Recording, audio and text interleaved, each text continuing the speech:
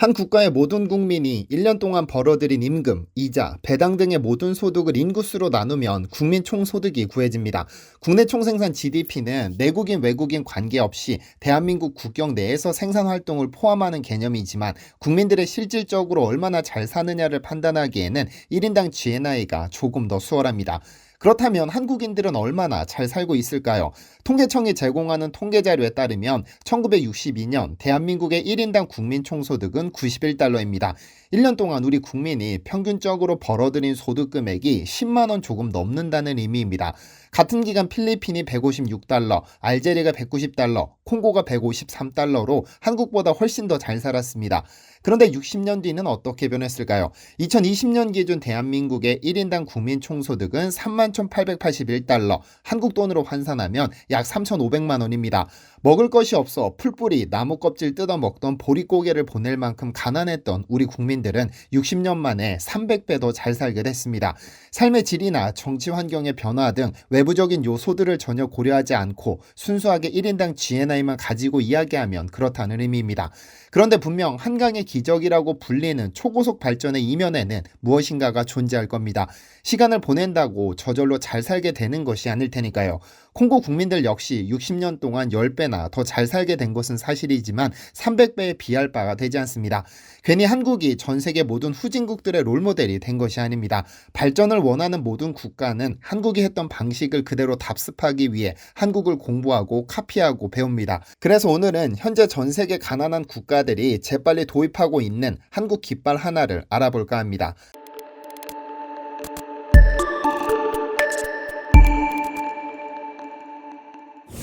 안녕하세요. 디스멘터리입니다.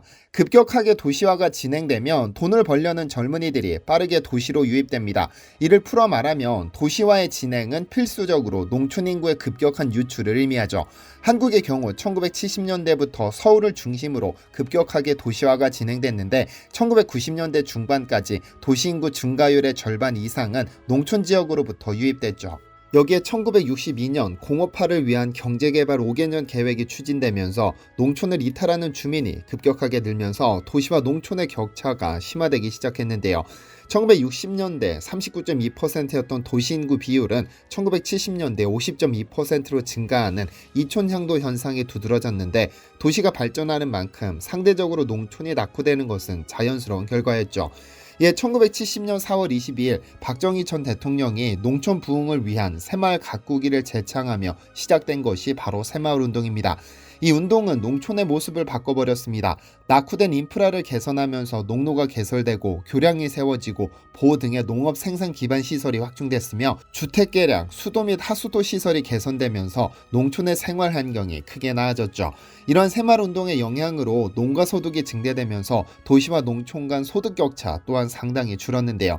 새마을운동의 목적은 단순했습니다. 주민들 스스로 근면, 자조, 협동 정신을 바탕으로 생활 향상을 도모하고 나아가 국가의 발전에 기여하는 범국민적인 노력의 과정과 같이 복잡하게 풀어내지 않더라도 잘 살아보자는 것입니다. 이 운동은 최초 농촌 부흥을 위한 국가 차원에서 시작됐으나 점차 범국민적 사회운동으로 발전했고 한국 사회는 한국인들은 이 새마을 운동으로 크게 변했습니다. 무엇보다 일제강점기와 한국전쟁을 겪으며 뇌리에 박힌 패배자 의식을 벗어던지고 한강의 기적으로 불리는 최단기간 압축성장을 가능케 했죠. 논란의 여지는 있겠으나 세계 10위권 경제대국으로 발돋움한 한국의 현재 모습은 한국인의 성실함과 새마을운동이 큰 역할을 했다는 점에는 이견이 없습니다. 실제로 광복 70주년 국민인식조사에서 우리나라 경제성장에 가장 큰 기여를 한 사건을 조사한 결과 새마을운동이 1위로 선정되기도 했습니다. 그런데 한국에서 1970년에 시작된 새마을운동이 특히 가난한 국가들이 도입하면서 그 효과를 톡톡히 누리고 있는데요. 지난 2021년 3월 22일 영남대는 아프리카 르완다 교육부와 국제교류협약을 체결했습니다. 교류협약의 내용은 새마을학 교육으로 르완다 교육부가 영남대가 체계화시킨 새마을학을 공식 교육과정에 도입하겠다는 것입니다. 당시 코로나 등의 사정으로 교육부 장관이 참가하지 못해 야스민 암리 수에드 주한 르완다 대사가 참여했는데 이미 몇 년 전부터 르완다는 새마을운동을 통한 르완다의 국가발전 방안에 대해 심각하게 고려하고 있었습니다. 국가 차원에서 새마을 운동을 정식 교육 과정에 포함시킨다는 것은 이제 아이들에게 새마을 운동을 가르친다는 의미인데, 이미 영남대에서는 그간 42명의 유학생이 박정희 새마을대학원에서 수학했고 이 중 38명이 석사학위를 받았습니다. 르완다가 정식 교육으로 새마을학을 채택한 것은 그 달콤한 열매를 맛봤기 때문입니다. 여느 아프리카 국가와는 달리 르완다는 사막이 아닌 거의 전국토가 산과 언덕이 차지하고 있어 1000개의 언덕의 나라라는 별명을 가지고 있습니다. 산과 언덕 덕분에 농업이 발달해 인구의 83%가 농업에 종사하고 있으며 GDP의 3분의 1을 농업이 차지하고 있습니다. 그러나 농업이 발전했다고는 하지만 르완다는 1인당 GDP 798달러로 여전히 가난합니다. 지난 1994년 인류사에 다시는 없을 대학살을 경험한 르완다는 국가재건의 수단으로 한국의 새마을운동을 선택했습니다. 삼선에 성공한 폴 카가메 르완다 대통령은 아프리카의 박정희라고 불릴 만큼 박정희 전 대통령과 비슷한 정책을 취해왔는데, 독재자이기는 하지만 권력 유지에만 골몰하는 여느 아프리카 지도자와는 달리 국가를 재건하려는 의지와 이를 실현하는 능력도 있어 평가가 그리 나쁘지 않은데요. 2003년 처음 당선된 폴 카가메 대통령은 새마을 운동을 적극 도입했죠. 경상북도는 지난 2010년부터 새마을 봉사단을 아프리카 3개국 5개 마을에 직접 파견해 12개월간 현지에 거주하며 새마을 운동을 전파하는 시범마을 조성 사업을 시작했습니다. 이에 2010년 르완다의 키가라마 마을을 시작으로 기호게, 무심바, 가샤루라로 마을 등을 추가해 시범사업을 시작했는데, 그중 4년간 진행된 무심바 마을의 사례가 특이합니다. 주민들의 철학이 완전히 바뀌었기 때문입니다. 지난 2021년 8월부터 새마을운동을 도입한 이 마을 주민들은 극히 일부의 작물을 제외하고는 농사를 짓는 것이 아니라 산에서 자연적으로 자란 식물을 채취해 생계를 유지했었습니다. 그러나 새마을운동을 도입해 파인애플과 벼를 키우기 시작하면서 농사라는 개념을 이해했고 1340명의 주민들은 33만 제곱미터와 10만 제곱미터에 각각 벼와 파인애플을 재배했죠.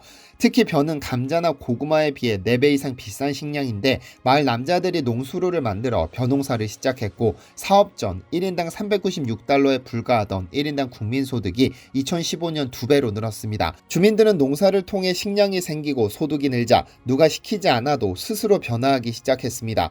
땅이 있는 주민들은 땅을 개간해 새로운 농지로 만들었고, 농사를 지을 땅이 없는 주민은 축사를 지어 돼지를 기르기 시작했습니다.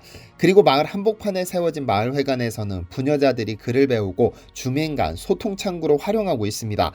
흔히 한국의 새마을운동을 도입한 국가들은 다른 나라가 우리를 원조하는 방식은 식민지 시대와 다르지 않았습니다.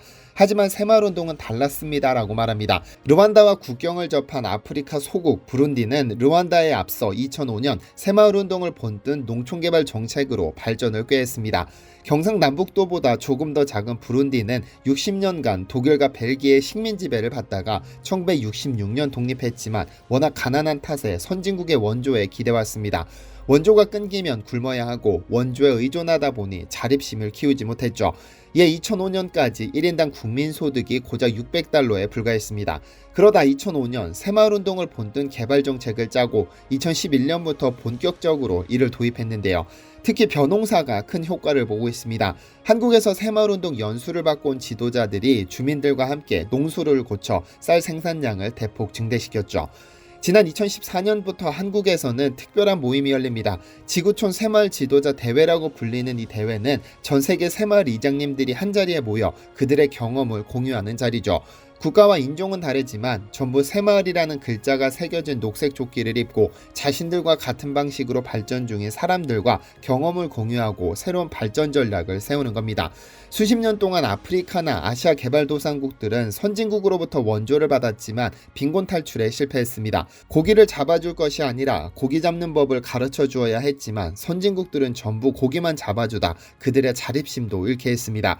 이에 유네스코는 개발도상국들의 빈곤 탈출을 도운 새마을운동 기록물을 지난 2013년 6월 세계 기록유산으로 등재시켜버립니다. 1970년부터 1979년까지 추진된 새마을운동 과정에서 생산된 연설문, 문서, 공문, 서류, 편지, 교재, 사진, 영상 등 약 22,000여 건의 자료들을 세계 기록유산으로 지정해 개발도상국 정부 및 국민들이 유용하게 활용할 수 있도록 했습니다. 한때 세계 최빈국이었던 한국이 경제대국으로 성장할 수 있는 토대가 된 새마을운동은 우리 한국인들이 세계 최초로 경험한 소중한 자산이 아닐까요? 디시멘터리에서는 여러분의 제보를 기다립니다. 제 채널에서 다뤘으면 좋겠는 뉴스 또는 널리 알려졌으면 하는 영상은 디시멘터리 네이버.com으로 보내주시면 소중히 제작하겠습니다. 시청해주셔서 감사합니다.